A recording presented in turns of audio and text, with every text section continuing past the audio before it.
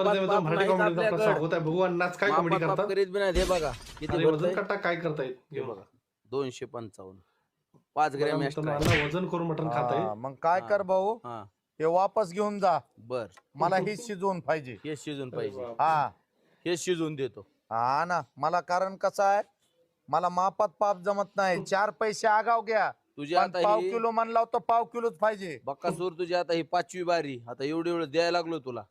मापात पाप करीतच नाहीत आम्ही. मग ते आधी मोजून बघा मग मला हे द्या शिजवून आत्ता शिजून आणतो 2च मिनिटात.